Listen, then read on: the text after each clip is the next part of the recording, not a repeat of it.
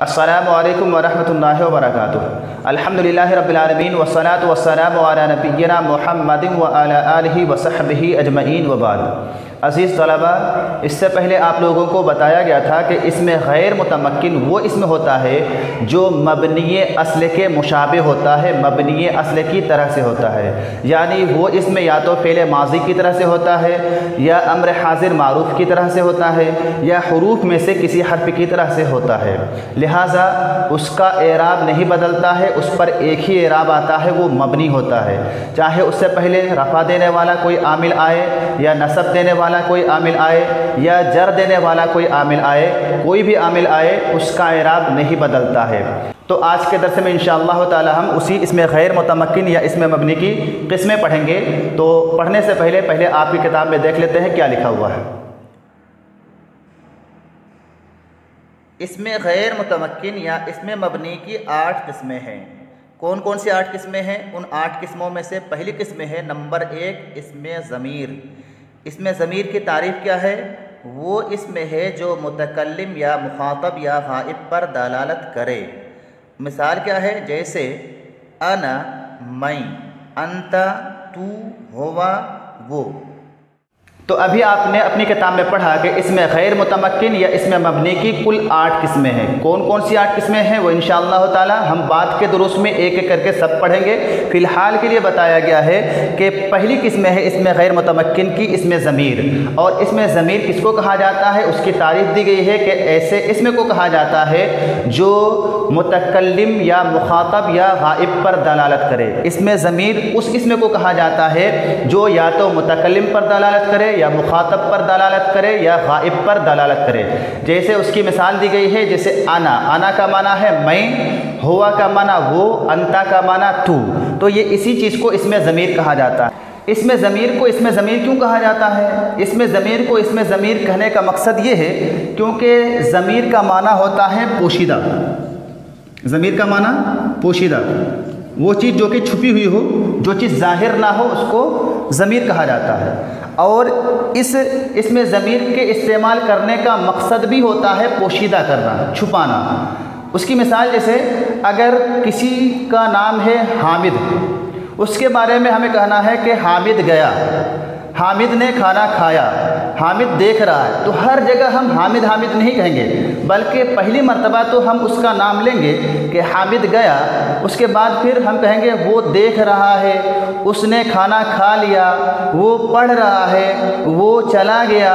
यानी हम बाद में वो कह रहे हैं। तो ये जो वो कह रहे हैं, इस वो के ज़रिए से हम उस हामिद का नाम पोशीदा कर रहे हैं, उसका नाम हम बार बार नहीं ले रहे हैं। तो इसमें ज़मीर के ज़रिए से किसी का नाम छुपाया जाता है, किसी के बारे में छुपाया जाता है, या तो गायब के बारे में, या मुतकल्लिम के बारे में जो बोल रहा होता है अपने बारे में, या मुखातब के बारे में जो सामने वाला होता है उसका नाम छुपाया जाता है। मैं कहा जाता है, यानी मैं अपना नाम नहीं ले रहा हूँ कि मैंने खाना खाया, मैं पढ़ा रहा हूँ, मैं देख रहा हूँ, मैं जो भी कर रहा हूँ, तो ये अपना नाम मैं नहीं ले रहा हूँ। या सामने वाले का नाम नहीं लिया जाता है, तुम खा रहे हो, तुम देख रहे हो, तुम पढ़ रहे हो, तुम लोगों ने ऐसा कर लिया है, यानी सामने वाले का नाम छुपाया जा रहा है। या जो गायब है उनका नाम छुपाया जा रहा है कि वो लोग खेल रहे हैं, वो आ गए, वो सब देख रहे हैं। तो ये जो वो कहा जा रहा है, इसके ज़रिए से पोशीदा किया जा रहा है। तो इसमें ज़मीर का मतलब ही यही है कि पोशीदा करना, छुपाना।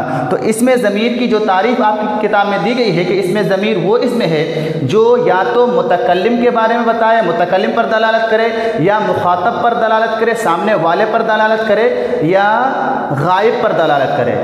इसका मतलब ये है कि अपने बारे में बताना हो मैं या हम, या सामने वाले के बारे में बताना हो तू, तुम लोग, तुम सब, या गायब के बारे में बताना हो कि वो सब, वो दोनों। इसी चीज़ को इसमें ज़मीर कहा जाता है। तो ये इसमें ज़मीर है। इसमें ज़मीर किसको कहा जाता है वो आपने समझा। उसके बाद आपकी किताब में क्या कहा जा रहा है वो पहले देख लेते हैं, फिर उसको समझते हैं। ज़मीर की 5 किस्में हैं और हर एक के 14 सिरे हैं। कुल 17 ज़मीरें हैं। تو بتایا گیا کہ ضمیر کی کل 5 قسمیں ہیں۔ کون کون سی 5 قسمیں ہیں؟ یہ 5 قسمیں ہیں۔ پہلی قسم ہے مرفوع متصل، دوسری قسم ہے مرفوع منفصل، تیسری قسم ہے منصوب متصل، چوتھی قسم ہے منصوب منفصل، اور آخری قسم ہے 5ویں قسم ہے مجرور متصل۔ جیسے پڑھا جا رہا ہے ویسے ہی آپ کو پڑھنا ہے، مرفوع متصل، مرفوع منفصل، منصوب متصل، منصوب منفصل اور مجرور متصل۔ تو یہ ضمیر کی کل 5 قسمیں ہیں اور ہر ایک کے 14 سیغے آتے ہیں، یعنی مرفوع متصل کے 14 سیغے، مرفوع منفصل کے بھی 14 سیغے، منصوب متصل کے بھی 14 سیغے اور منصوب منفصل کے بھی 14 سیغے، مجرور متصل کے بھی 14 سیغے۔ تو ہر ایک کو اگر جوڑ لیا جائے 14 کے حساب سے تو 14 پنچے کتنا ہو جائے گا؟ 70 ہو جائے گا، یعنی ٹوٹل مکمل ضمیر کل ضمیریں کتنی ہو جائیں گی؟ 70 ضمیریں ہوں گی۔ تو اسی لیے کہا گیا ہے کہ ہر ایک کے 14 سیغے آتے ہیں اور کل ملا کر کے 70 ضمیریں ہیں، یہ 70 ضمیریں ہیں۔ تو یہ آپ کی کتاب میں یہ بتایا گیا۔ آگے کیا کہا جا رہا ہے وہ دیکھ لیتے ہیں۔ ضمیر کی 5 قسموں میں سے پہلی قسم ہے نمبر 1 مرفوع متصل، جو فعل کے ساتھ ملی ہوتی ہے اور فعل کا فاعل ہوتی ہے۔ تو یہاں پر ضمیر کی 5 قسموں میں سے پہلی قسم کی تعریف بیان کی گئی ہے کہ مرفوع متصل کس کو کہا جاتا ہے۔ بیان کیا گیا کہ مرفوع متصل اس ضمیر کو کہا جاتا ہے جو ضمیر فعل کے ساتھ ملی ہوتی ہے اور فعل کا فاعل ہوتی ہے۔ اس کی مثال جیسے ضربت، میں نے مارا، یہاں پر جو تو ضمیر ہے یہ ضمیر کیا ہے؟ مرفوع متصل ہے۔ اس ضمیر کو کیا کہا جائے گا؟ مرفوع متصل۔ متصل کا معنی ہے ملی ہوئی، جو چیز ملی ہوتی ہے اس کو متصل کہا جاتا ہے اور جو چیز الگ ہوتی ہے اس کو منفصل کہا جاتا ہے۔ منفصل کے بارے میں آپ بعد میں پڑھیں گے کہ منفصل کس کو کہا جاتا ہے، اور منفصل جو ضمیر مرفوع منفصل کی بات آئے گی تو اس وقت آپ کو بتایا جائے گا۔ تو متصل کا معنی ہے ایسی چیز جو کہ ملی ہوئی ہوتی ہے، چونکہ یہ ضربتوں کی جو یہ تا ضمیر ہے وہ فعل کے ساتھ ملی ہوئی ہے، اسی لیے اس کو متصل کہا جاتا ہے۔ اور مرفوع کا معنی ہے جس کو رفع دیا گیا ہو۔ مرفوعات کی کل 8 قسمیں ہیں۔ 8 قسموں میں سے پہلی قسم ہے فاعل۔ اس کی مثال جیسے اکل حامد الطعام، کہہ لیں حامد نے کھانا کھایا۔ یہاں پر کھانے والا کون ہے؟ کھانے کا کام کون انجام دے رہا ہے؟ حامد۔ تو جو کام کو انجام دیتا ہے اس کو فاعل کہا جاتا ہے۔ جیسے یہاں پر کھانے کا کام انجام کون دے رہا ہے؟ کون کھایا ہے؟ اکل حامد الطعام، حامد نے کھانا کھایا۔ تو چونکہ حامد نے کھانا کھایا ہے اسی لیے حامد کیا بنے گا؟ فاعل۔